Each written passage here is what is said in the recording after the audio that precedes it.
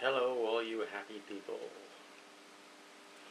Yeah, so Nick Dutch back on the camera again, taking another quick break because I need to.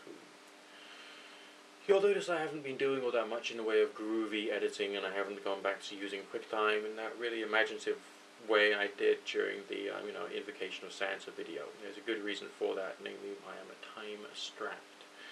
And I'm using all my energy to, finish off the last little bits that I have to for this year. It's a real pain, really, because you get Christmas period in which everyone, it's like spending money time. You're buying gifts for everybody, going out to parties and all the rest of that. Then you come to January, it's tax bill time, and I'm always in a bit of a state of neurosis, fear, paranoia, and the rest of that at this time of the year. So I'm just cramming in as much work as I can so I can get the extra few pennies together as well as to carry on affording to shop, basically. But that's not what I'm on the camera for today. I know there's lots of drama happening out there in certain online communities, especially here on YouTube, but that's the way it is with those communities. They thrive on it, they live on it.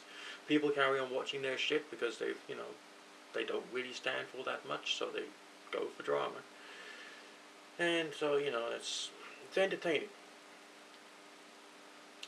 But what I really want to focus in on is the resultant state of mind that people end up in once they have read a book, or once they have heard a presentation. When I was going through my pagan days, I was hanging out in pagan groups. I was always surrounded by people who use certain key phrases, which of course my regular viewers will know that I've developed a certain quantity of hatred and disdain for. But because of that, and because of my own strange experiences, I always left with, feeling on a bit of a high, full of a buzz of thinking, yes, I'm finally meeting people who are in touch with some kind of secret truth. I'm finally finding out more about this particular secret truth. But I wasn't really finding out all that bit more. I was just really finding out about what certain people thought about their own particular, emo, neurotic, theological interpretations, most of which they had pulled out of their backsides without really all that much in the way of thought. But the thing inside me was saying, I'm in touch with something bigger. I've got some secret knowledge. I've got a great quantity of a wealth of wisdom. And it would be a bit too much of an exaggeration to say that was bullshit, but it certainly was not quite as the way I had imagined it or I had envisaged it during those days. Likewise, I once met a guy who bought a book on body language. It was supposed to be all the the complex messages that people give off with small movements of their hands. And I had a look at this book, and it was curious because it was obviously written as a motivational tool for salespeople who do face-to-face sales. They go out on the roads to try and close a deal. You know what I mean? But this guy who bought this book assumed that it was a scientific manual on how to read each and every single different form of behavior. And as a result of that, when I was talking to him, he was sitting back, and looking at me with this kind of I know everything that's going on in your mind kind of look, which of course you plainly didn't. Of course, when you're talking, you're gesticulating, your facial expression changes, but it's not quite as clear cut as this particular book was suggesting it. I read through the book myself, and it wasn't really good enough. There's much better sources on body language and what that means, which is out there, and there's been many more, scientific advancements in psychology and behavioralism since those days. So essentially, if you go online, you can probably do much more better quality research, as long as you don't fall into the trap. But he had the same state of mind. And that state of mind is, I'm in touch with something. I'm in touch with something really important. I am the person who has expanded his mind, and I am on a superior plane of understanding and wisdom. And I think about the reactions here on YouTube of the New World Order conspiracy theory types, because they spent, just as when I went through my bad patch, and I wasn't very physically well, and I got involved with the conspiracy theory videos, and it didn't do me any good.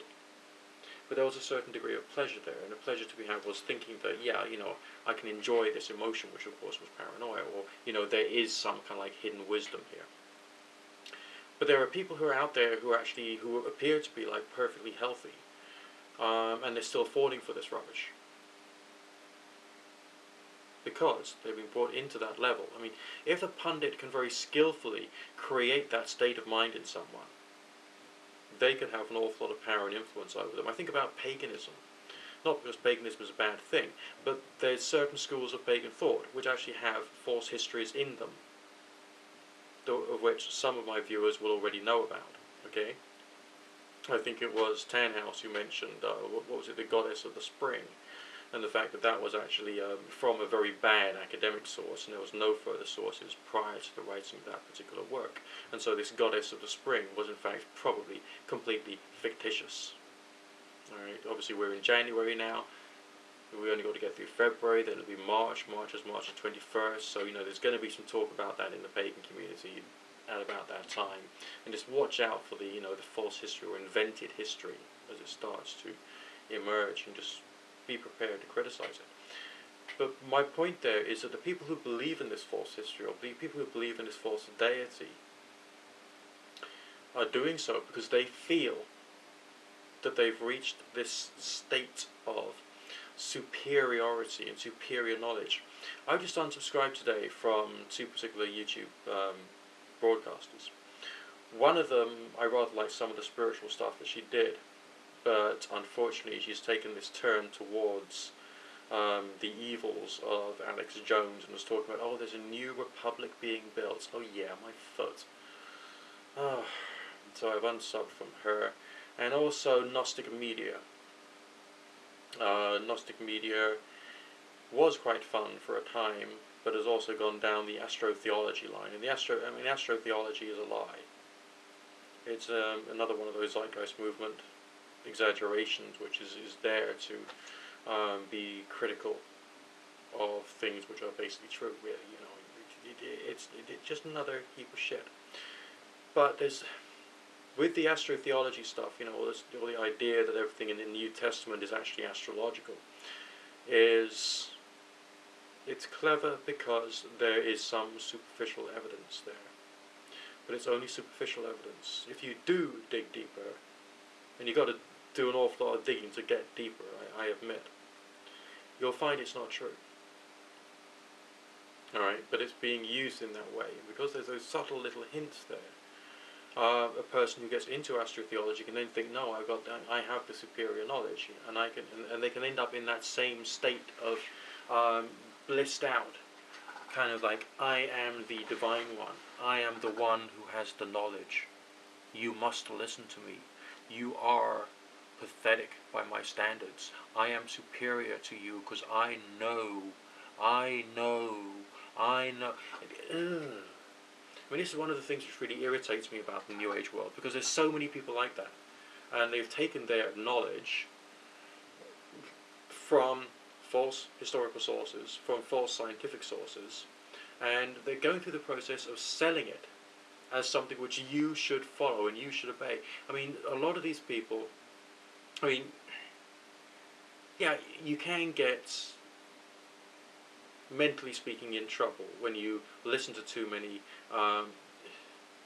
evangelical TV broadcasts, and a lot of them are just not very good, okay, or are an extreme exaggeration on a principle, and because of that they can be detrimental to people. And there's a lot of people out there who've been bullied by religious people. So you've got all these people who are damaged or who are hurt somehow, and they move into the New Age world. And they've still got these pains and these problems with them, and they haven't been able to move outside of them. And the only examples that they know of what a real religious person is the people who've hurt them. So what do these people end up doing? They end up going out and being hurtful, when essentially they've taken to their own religious understanding as a variety of antidote for them to give them personal freedom, and they then go through the process of taking that away from other people, not with the false Bible study of evangelists, but with the false study from false histories which have gone into paganism or New Age or certain subdivisions of theosophy. And they're all in this state of mind of, I have the superior knowledge. I'm not saying that I'm not saying that there is a level of superior knowledge, but surely there must be within the individual a craving to try and get closer to the truth, and not to stop at something that makes them feel like they're bigger than they are.